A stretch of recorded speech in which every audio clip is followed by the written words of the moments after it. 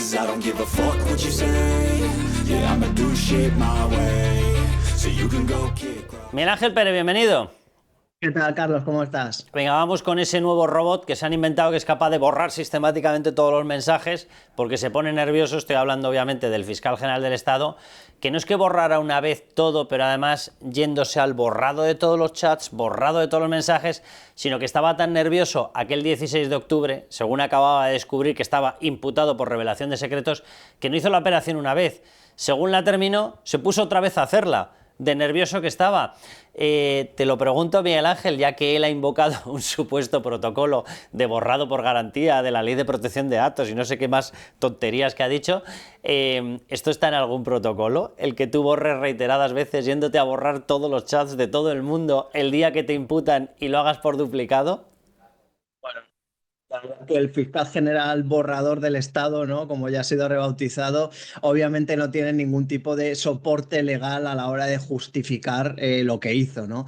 Él cuando declaró habló de que había una normativa europea de protección de datos, o sea, ya no hablaba ni siquiera del supuesto protocolo que había en la Fiscalía, que fue la primera reacción que hubo desde el Ministerio Público cuando se conoció que efectivamente no había mensajes en el teléfono móvil de Álvaro García Ortiz. Hablaban de un supuesto protocolo de la Fiscalía. Eso ya es historia, o sea, ya el supuesto protocolo es historia y ya Álvaro García Ortiz en su propia declaración ni lo mencionó y habló de la Directiva Europea de Protección de Datos, etcétera. Obviamente no hay ningún tipo de coartada para hacer lo que hizo Álvaro García Ortiz, que además denota su desesperación, su nerviosismo, porque hay que decir que esto es con el segundo teléfono, o sea, el primer teléfono, Carlos, de momento, o sea, está en paradero desconocido, o sea, sabemos que obviamente lo borró, pero no se le ha requerido que lo aporte, que yo creo que es una diligencia que se tiene que hacer sí o sí, ¿no? O sea, ¿qué ha pasado con ese primer teléfono? ¿Dónde está? ¿Usted lo tiró? ¿Usted lo entregó a algún lado? ¿Qué hizo con ese teléfono además de borrarlo? ¿El segundo, Pues claro, ¿el segundo en qué fecha lo adquiere? pues el segundo, Carlos, lo adquirió justo después de haberlo. Hay que decir que él pidió el cambio, creo que fue en el mes de mayo. Pero sospechosamente, cuando le abre el Tribunal Supremo pues causa, pues en esos días es cuando cogió el Claro, pero segundo móvil. O sea. ahí todavía no estaba imputado. O sea, es cuando él se temía que iba a acabar imputado. Efectivamente, o sea, coincide más o menos en los días, yo no sé si fue justo unos días antes, horas antes, pero ahí es cuando activa el segundo teléfono que lo tiene inmaculado, pero como hay pues obviamente en esos días una serie de mensajes cruzados, esos son los que borra, pero claro, no son los que corresponden al periodo investigado que eran del 8 al 14 de marzo y que estaban en un primer dispositivo. Solo por aclarar una cosa que me imagino que la gente que lo está viendo le habrá pasado lo mismo. A mí el otro día de mi compañía de Orange me llamaron y me regalaron un teléfono. O sea que es que, vamos a ver, si tú quieres te presentas en una tienda y a lo mejor por 2 euros al mes, 3 euros al mes te dan un móvil. O sea, lo digo porque, o sea, la casualidad no es porque tuviera cursado una sustitución de móvil y en ese momento le llegara. O sea, él podría haber cogido un móvil cuando le hubiese dado la gana. De hecho, lo cogió cuando le dio la gana.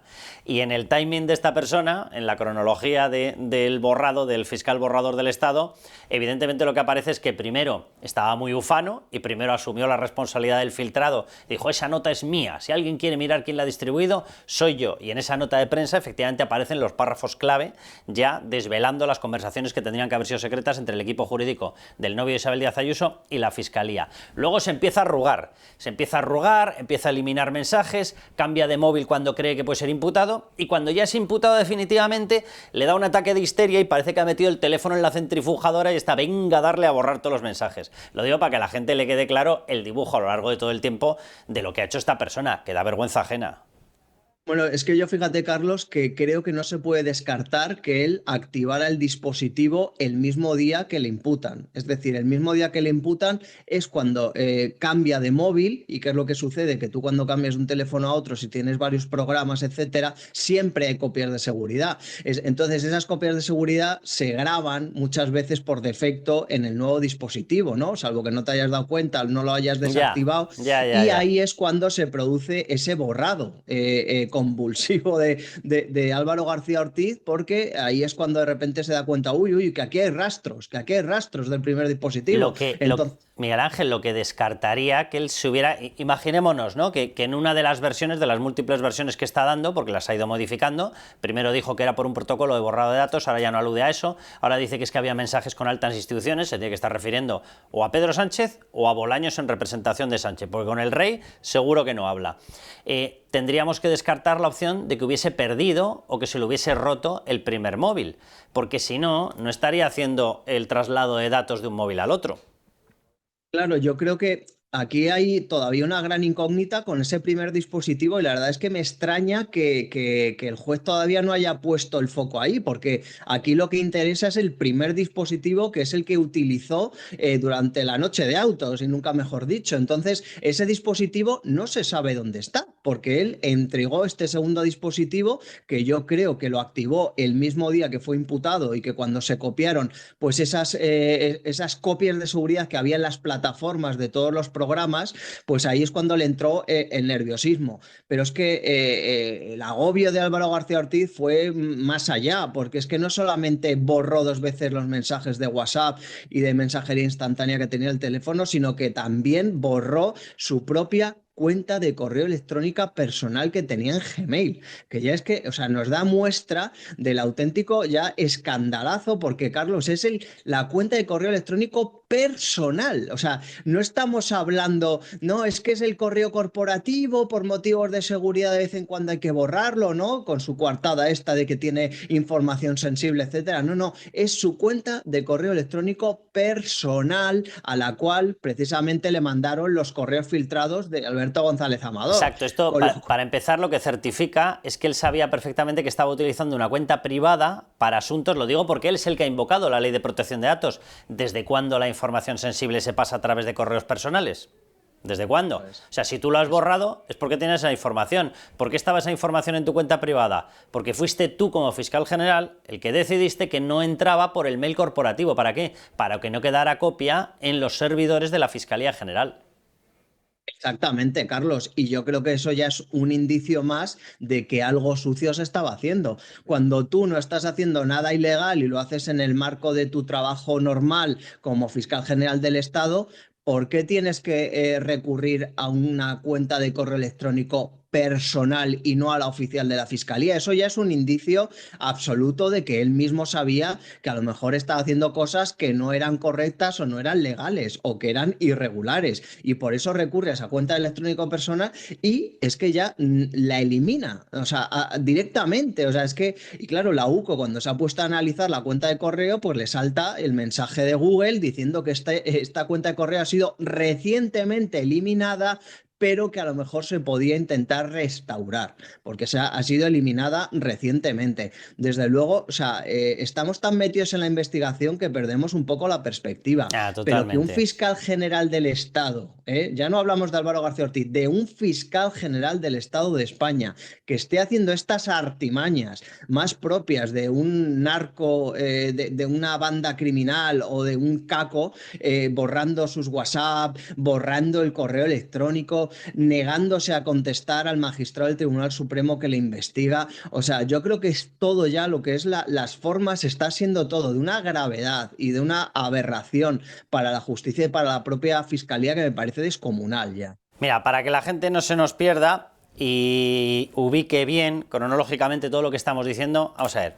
El primer móvil, el que se utilizó durante los famosos días en los que se roba información del novio de Isabel Díaz Ayuso, información que tiene una doble protección: uno, porque se está defendiendo y está en tratos con la Fiscalía y tú no lo puedes filtrar; dos, porque encima es información fiscal, con lo cual tiene la protección propia de la Ley General Tributaria, que impide que cualquier dato de esos rompa lo que llaman pleno sigilo. Esa es la fórmula utilizada legalmente. Bien, todo eso es en marzo. ¿Qué móvil estaba utilizando ahí el fiscal general? El que ni siquiera ha llegado a aparecer. ¿Por qué? Porque en octubre cuando ya es imputado, cuando empieza toda la historia, registro y demás, él le pega el cambiazo y le da un móvil de pega distinto que había adquirido unos días antes a la Guardia Civil. Es más, se pone tan nervioso que, lo que estamos contando en estos momentos, Miguel Ángel, directamente no es que borre una vez por si acaso se le han exportado datos, sino que lo borra 2 veces. Y de hecho acude no al borrado habitual de me lo quito yo de mi pantalla o de mi terminal, sino que acude a la copia de seguridad, borrar todo. De hecho le da a borrar todos los chats, por si acaso no sé si había habido un contagio por ahí. Debía estar histérico, debía estar paranoico. Pero además manda a borrar y consigue borrar la cuenta suya personal que había utilizado en marzo para estar exigiendo que le enviaran toda la documentación. De hecho, sacó a un fiscal, al fiscal Salto, lo saca de un partido de fútbol porque dice que lo quiere. Bien, en marzo está cotejado ya, por resumir todas las pruebas, que esos mensajes salieron de Fiscalía, porque lo tenían ellos y él lo pidió en su cuenta privada. Está certificado que el móvil que tenía no se lo ha dado a la Guardia Civil, de hecho se lo sigue escondiendo a fecha de ahora. Está certificado que esa información llegó a Moncloa. ¿Por qué? Porque en los mensajes aportados por Juan Lobato aparecen enviados por Pilar Sánchez Acera, que era de Presidencia del Gobierno. Está certificado que era el documento íntegro. ¿Por qué? Porque de hecho se niega a Lobato y en ese documento, que nosotros lo hemos visto y lo ha visto todo el mundo porque lo ha entregado Juan Lobato, se ve que no están tapados los datos personales de los abogados, cuando el que posteriormente es publicado, el de la prensa, sí lo tiene tapado. Por tanto, también está ya certificado que es mentira que la prensa se lo enviara a Moncloa o a la Fiscalía, obviamente, sino que fue al revés. ¿Por qué? Porque el original es el que no tenía tapados los datos personales y el no original el que los tenía tapados. Vamos, esto es de perogrullo, ¿vale? Todo eso certificado. Y ahora tenemos certificado que sigue jugando al escondite con la Guardia Civil. O sea, yo, sinceramente, Miguel Ángel, tengo la sensación de que hay material probatorio más que de sobra para que este señor sea condenado. Absolutamente, Carlos. Yo creo que ahora mismo Álvaro García Ortiz tiene todas las papeletas para sentarse en el banquillo de los acusados y desde luego muchísimas, pero muchísimas papeletas de salir condenado con todo lo que se ha ido acreditando. Hacías ese repaso de la investigación, Carlos. Hay que recordar que si bien pues, no sabemos, todavía tenemos esa incógnita de qué ha sucedido con el primer dispositivo móvil, pero también es verdad que el magistrado Ángel Luis Hurtado pues, ya ha mandado las famosas comisiones rogatorias a Google y a WhatsApp con el objetivo de intentar recuperar los mensajes que habría intercambiado Álvaro García Ortiz en ese dispositivo, con lo cual pues ya nos quedaría aclarar exactamente qué hizo Álvaro García Ortiz con ese teléfono móvil, si bien lo arrojó a la basura, si lo entregó a alguien. La verdad es que eso no lo sabemos, pero con la diligencia que ha acordado el magistrado Ángel Luis Hurtado, eso es lo que realmente nos interesa, que es para intentar recuperar los mensajes y las llamadas, ¿no?, de Álvaro García Ortiz. Miguel Ángel, También... ¿tú crees que va a entrar en la parte del móvil de Pilar Sánchez Acera las relaciones con Óscar López, es decir, la parte directamente de presidencia del gobierno, que lo está dejando de momento hasta cerrar la investigación propia de lo que hacía el fiscal general, que no lo va a hacer? Yo creo que está Carlos obligado a entrar en la parte monclovita de esta historia porque es que ya declaró Juan Lobato y Juan Lobato cuando declaró y aportó pues ese acta notarial de los mensajes intercambiados con Pilar Sánchez Acera, el juez requirió todos los mensajes a Lobato que tuvo que volver al Supremo y presentarlos, etcétera. Yo creo que es una parte de la investigación en la que todavía no ha entrado, pero obviamente tiene que tirar de ella porque es la parte política de esta historia, porque esto no deja de ser una conspiración fiscal y política con el objetivo de erosionar a una líder de la oposición como es Isabel Díaz Ayuso, utilizando a su novio Alberto González Amador. Y lo cierto es que después de esa declaración de Juan Lobato, el magistrado del Tribunal Supremo, digamos que esa parte de la investigación la ha dejado en estado latente, en stand-by, y se está pues preocupando, digamos, de acabar de rematar la parte del teléfono móvil y la parte de la trama fiscal de toda esta historia, ¿no? ¿Qué crees que puede ocurrir después? Es decir, esta persona, yo estoy convencido, estoy contigo, va a acabar siendo procesado, se va a sentar en el banquillo de los acusados. Yo, de hecho, tengo la sensación de que va a ser condenado, o sea, porque es que es brutal, la carga probatoria es brutal. Hemos hablado de todo lo que ha ocurrido previo. pero es que por el camino hubo una filtración de la propia nota de prensa, que de hecho el auto del magistrado Hurtado ya dice que en la nota de prensa había los suficientes elementos de violación y de comunicación y de filtración de esas conversaciones entre el equipo jurídico y la Fiscalía como para considerar que eso en sí es ya la filtración, porque ahí venía la famosa respuesta de los abogados de Alberto González Amador, diciendo que esta persona estaba de acuerdo en declararse como supuesto culpable a cambio de que no lo torturaran. Eso aparece ya. Aparece, de hecho, por parte de la Fiscalía que estaban dispuestos, aunque hubiera otras personas implicadas, a darle curso a este acuerdo, cosa que nunca se ha cumplido porque el plan político, que no era el del fiscal Salto, era el político, era arrastrar a Isabel Díaz Ayuso de tribunal en tribunal a través de su novio, que por lo visto lo deben considerar muy feminista, estas personas de la izquierda. Todo eso yo creo que es más que suficiente para condenarle incluso. ¿Qué puede ocurrir a partir de ahí? ¿Vamos a tener un fiscal general no solamente imputado, sino procesado? ¿Podemos incluso tenerlo condenado? Evidentemente ahí tendría que salir porque se le generaría una inhabilitación, pero dando paso a la número 2, Sánchez Conde, que todo el mundo sabe que estaba con él, incluso en momentos de manipulación de pruebas. Bueno, te diré, Carlos, que en la Fiscalía ya existe una preocupación por el sucesor de Álvaro García Ortiz, porque a mí lo que me dicen es que ojo a Sánchez Conde, Que que es peor, ¿no? puede hacer bueno a Álvaro García Ortiz, y fíjate de lo que estamos hablando, porque Álvaro García Ortiz es el primer fiscal general de la historia de España imputado, pero en la Fiscalía hay preocupación por su mano derecha, Ángeles Sánchez Conde, que es amiga íntima de Cándido Conde Pumpido, no hay que perder de vista eso, y yo creo que Álvaro García Ortiz ahora, pues mientras esté Pedro Sánchez en el gobierno y Conde Pumpido en el TC, está tranquilo, puede estar tranquilo porque sabe que pase lo que pase en su juicio, sea condenado, si es condenado por revelación de secretos a 2 años, no tiene antecedentes, no tiene por qué entrar en prisión, pero es que encima tiene la carta de Pedro Sánchez de un posible indulto, tiene la carta de Conde Pumpido de que directamente diga que se han vulnerado sus derechos fundamentales en el Constitucional, con lo cual yo creo que mientras Álvaro García Ortiz sepa que tiene esas 2 cartas, que son Pedro Sánchez y Conde Pumpido, puede estar tranquilo. Y ya simplemente el hecho de que esté imputado y no haya dado un paso atrás, un paso al lado, y se haya quitado al frente de la Fiscalía General del Estado, es una prueba de ello. Sabe que tiene el apoyo y está arropado por el presidente del gobierno, Pedro Sánchez, y por supuesto también por el presidente del Tribunal Constitucional, Cándido Conde Pumpido. Y esto que parece en un momento dado, es que esto es una especulación, una cuestión un poco conspiranoica. No nos engañemos. Esto al final forma parte todo de la trama judicial de Pedro Sánchez, que tiene colocada a su gente en todas las instituciones, y al final es todo el círculo. Y prueba de ello, Carlos, lo que publicábamos en Libertad Digital, que también aparece Dolores Delgado por ahí revoloteando en esas llamadas antes de la filtración contra el novio de Ayuso, ¿no? Con lo cual es que al final estamos hablando siempre de los mismos. Vamos, que al final agradeceremos que María Jesús Montero no hiciera la carrera de Derecho, porque si no nos la plantaban de fiscal general. Totalmente. O a lo mejor nos ponen a Bolaño, porque claro, aquí como cualquiera. A lo mejor Cándido Conde Pumpido reinterpreta la norma y un jurista de reconocido prestigio es María Jesús Montero, aunque no tenga ni la carrera de Derecho. ¿Quién sabe?